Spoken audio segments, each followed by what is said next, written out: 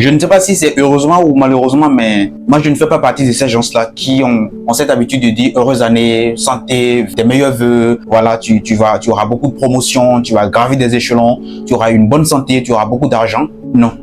Je fais partie de ces gens-là qui croient fermement que même si notre vie ne dépend pas entièrement de nous, quand même nous avons le devoir de faire en sorte que nos actions soient en phase avec ce que nous voulons. Tu veux la santé? Mange bien, mange sainement. Évite de manger au-delà de 22h, 23h. Évite de manger au-delà de 21h, 22h, 23h, 0h. Tu veux la santé? Essaie de dormir 7 à 8 heures chaque nuit. Tu veux la santé? Essaie de contrôler ton alimentation. Est-ce que tu es accro aux produits transformés ou ceux ultra transformés? Parce qu'il y a les produits transformés et les produits ultra transformés. Deux choses différentes. Et plus le produit est transformé, c'est connu, c'est documenté, hein? Plus le risque de développer des problèmes de santé cardiovasculaire, plus le risque de développer pas mal de maladies dans le futur, il est élevé. Oui, c'est pas une question de aujourd'hui je mange très mal et demain je tombe malade. Non, c'est un investissement que vous faites sur le long terme.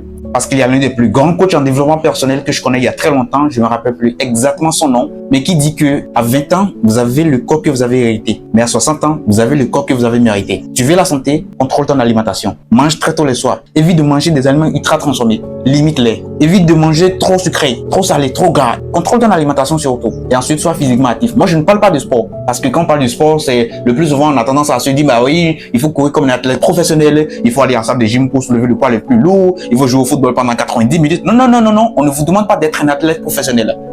Soyez physiquement actif. Il y a pas mal d'alternatives d'ailleurs. J'ai fait énormément plusieurs fois des vidéos ici là-dessus. C'est une question d'habitude parce que vous ne pouvez pas rester sédentaire toute votre vie.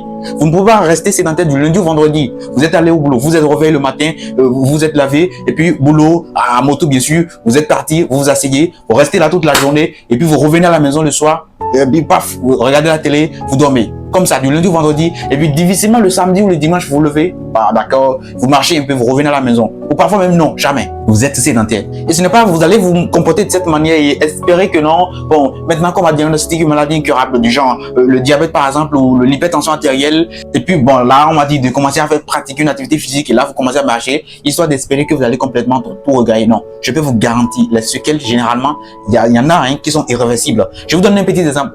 Lorsque vous faites le diabète par exemple, déjà, le diabète seul peut vous bouger votre cœur, le cerveau, les reins, les yeux, etc. Vous faites le diabète par exemple et par la suite, vous développez ce qu'on appelle la neuropathie diabétique. Si vous connaissez des diabétiques, essayez de parler un peu avec eux. Vous allez voir, il y a des gens qui souffrent le diabète et puis plus tard, vous allez entendre, ah, on a coupé un de ses pieds, on a amputé un de ses membres, pour ainsi dire. Et oui, il a développé ce qu'on appelle la neuropathie diabétique parce qu'à un moment donné, le nerf des diabétiques devient de moins en moins sensible au niveau des membres.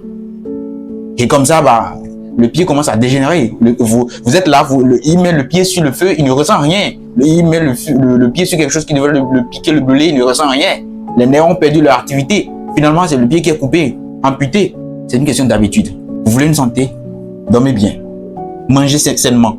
Et surtout, n'oubliez pas, soyez physiquement actif. Moi, j'ai pas de vœux d'heureuse année, santé. Non, non, non. Je crois fermement que même si notre vie ne dépend pas entièrement de nous, nous devons faire en sorte que nos actions soient en phase avec ce que nous voulons. Parce que le miracle, il existe, d'accord.